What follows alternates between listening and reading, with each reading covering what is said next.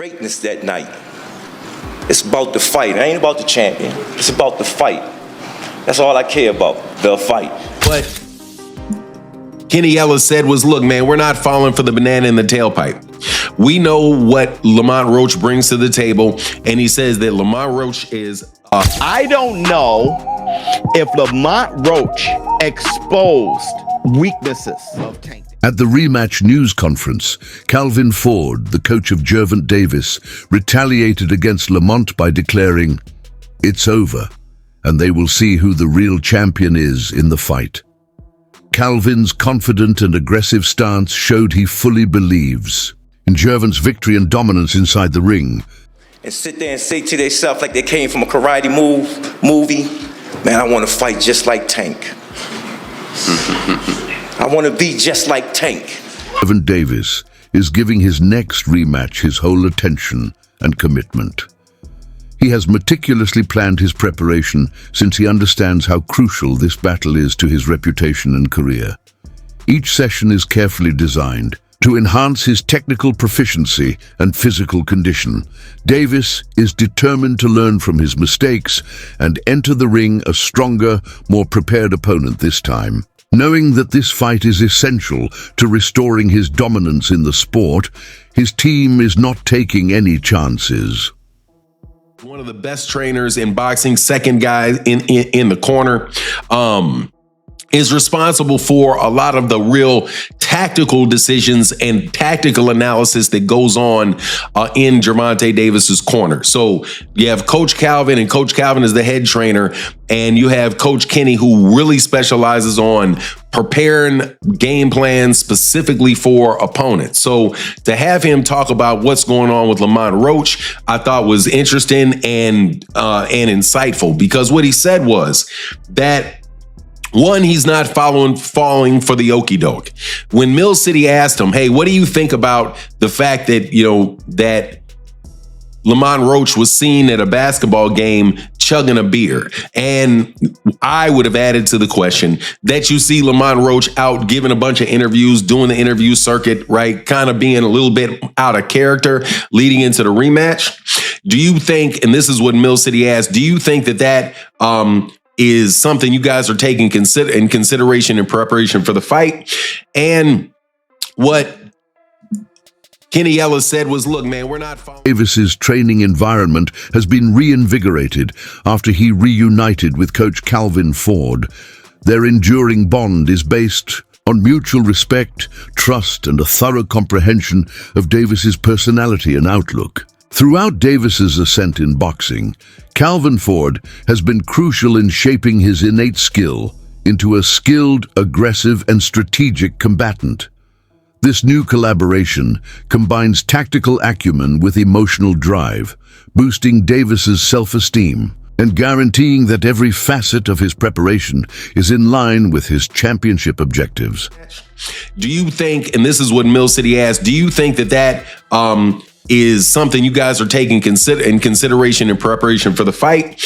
And what Kenny Ellis said was, look, man, we're not falling for the banana in the tailpipe. We know what Lamont Roach brings to the table, and he says that Lamont Roach is, we're not believing that he's out there drinking or blowing up a bunch of weight and all of that. He says what most people say, hey, we're going to prepare for the best version of Lamont Roach that is going to, that'll come for us. But the way that he saw the fight coming out was he said he sees it like the fight before, a lot of really crisp shots landing. And the fight is going to be similar, but hey, the fight at the same time is going to be very different. Now, I just happen to have a very good friend named Phoenix the Assassin who breaks down fights for me. He's a trainer, got a world-class eye for fights.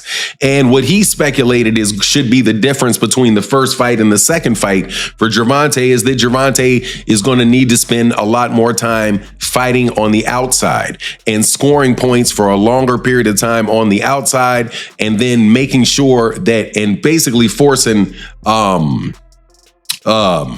For Davis, the rematch means more than just a fight. It's an opportunity to restore his reputation and quiet those who doubted his skills after the initial bout.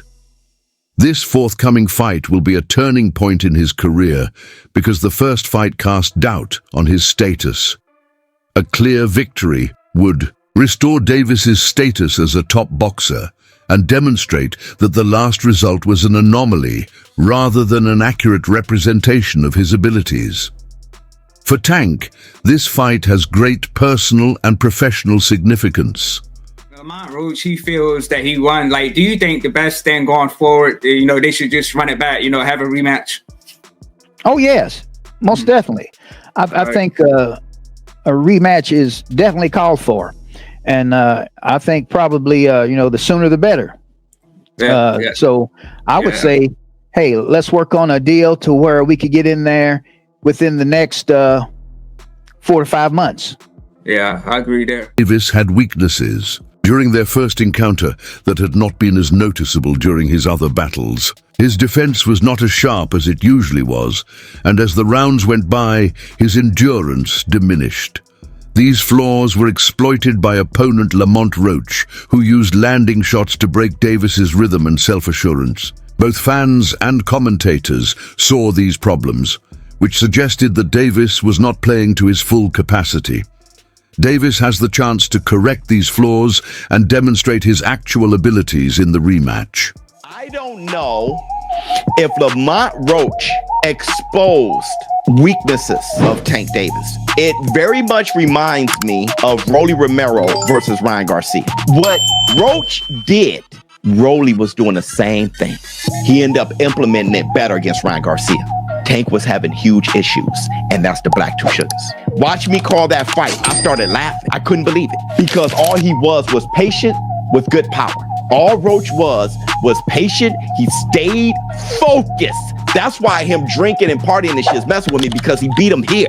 He stayed so damn focused, and he knew when Tank was going to punch. He knew when not to punch, and when he countered Tank, he rocked Tank. Tank got rocked at least twice that. Following the fight, Davis opened out about the emotional and mental struggles he had faced. He disclosed that his concentration and general performance were impacted by the strain and fatigue. His mental state suffered as a result of the encounter, and he was forced to consider quitting boxing. His candor about going to treatment demonstrated the intensity of his battle and the fact that the effects of the battle extended beyond its tangible outcomes. The intricacy of a boxer's life beyond the ring is shown by this vulnerability. He wants to do therapy. He wants to do real estate. They want to say he wasn't all in because him and Roach are friends, and he's going to be focused for the second fight. A lot of excuses. They want to say it's because of the braids, the oil getting in his eye. Whatever. This is what really happened. And I just now came to this conclusion because I've been making some other videos for Patreon, but Lamont Roach posted a video recently on... The environment in which Davis trains has changed dramatically in anticipation of the rematch. Every sparring and drill session is executed with increased precision and ferocity. He now has much more fluidity and balance in his footwork. Because of his improved reaction speeds, Davis is better able to anticipate and counter his opponent. Focused discipline has taken the place of the formerly carefree and easygoing style, demonstrating that Davis views this battle as a crucial task requiring his whole attention. Oh, stop closing up. Gotta let it go. Keep turning, step around. Keep turning.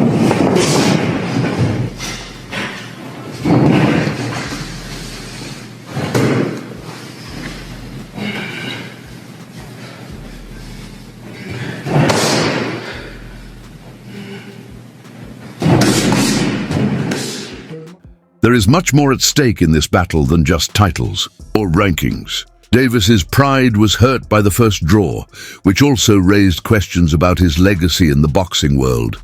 A strong yearning for atonement and affirmation has been stoked by this personal setback.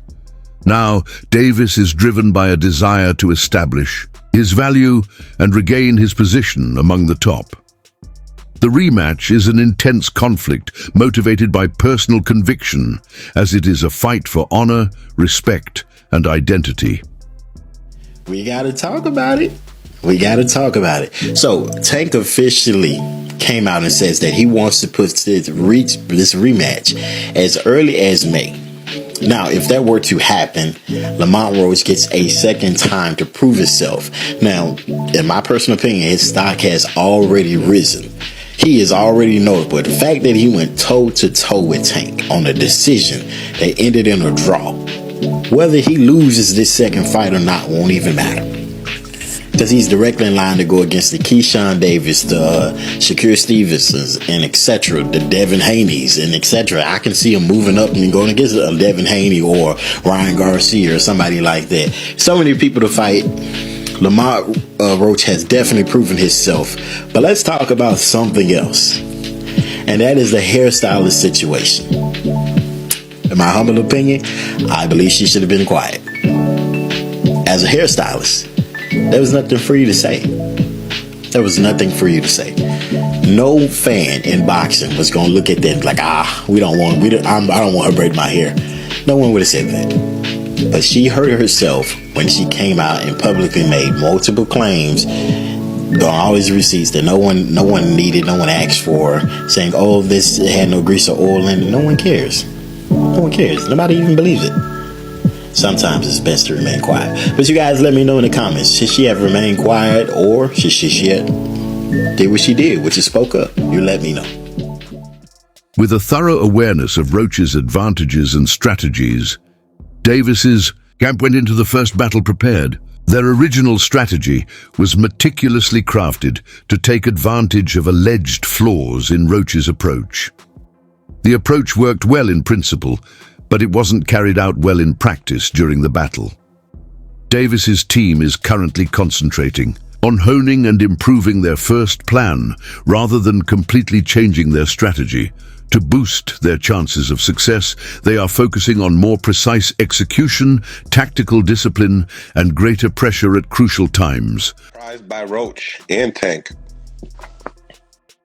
What do you think the biggest surprise was in the fight? It wasn't a surprise because we know Roach. It wasn't a surprise. Mm-hmm. Roach can fight. A lot of people think because a person is not popular, that they don't exist. It's fighters out there that can rumble. They just got to get the opportunity. You know? What's the difference makers coming into this fight? The first fight, I thought, everybody thought Jalil won. We just got to turn, hit the gears a little harder. We ain't really got to change too much. Just got to put the icing on the cake, Put the icing on the cake this time, that's all. He did enough to win the last fight, but we was in somebody else's territory, This time around, being in Florida, do you feel like it's a mutual zone? Yeah. It's more of an even playing field in Florida. Okay. Do you feel like he needs a stoppage to win the fight due to what happened the first time? Not necessarily a stoppage is good, but not necessarily.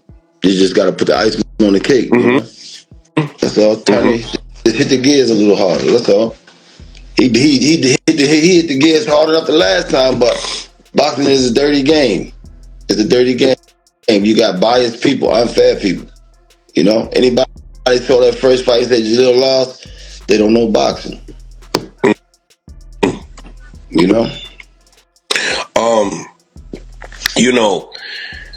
If Jalil is successful in this fight, what do you guys expect for Jalil? And then, obviously Eddie Hearn had a lot to say when Jalil took that loss. Teofimo. Lopez discussed the repercussions of the contentious first fight. He noted that after the fight, Davis felt alone since so many boxers were quick to criticize and doubt his standing. Lopez emphasized how a fighter's confidence and public image may be affected by this climate of scrutiny and skepticism. His remarks highlight how important the rematch is, as Davis wants to not only win, but also repair his standing with both fans and colleagues. A lot of people, look what they did with Gervonta too. I want everybody, all these young fighters that are listening to this, and you could clip this. It's a short part right here. I got you. To Ryan can clip this right here.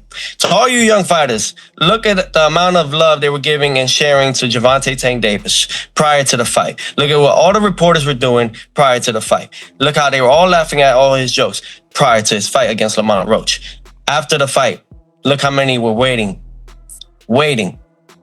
to down this man. Down him. See, I'm going to talk my smack with Tank, but that's because I want to fight him. That's me. I can say that. But I just want all you young fighters to really look about it. They don't care about us. Yeah. They won't ever care about us. When you winning, they're going to be there. But they're waiting for any moment to slip up. Just a man, even a draw. Look how much hate he got out of it. Yeah, not to get deep, but you know, it's a part of our psychology. We have to learn how to care about other people.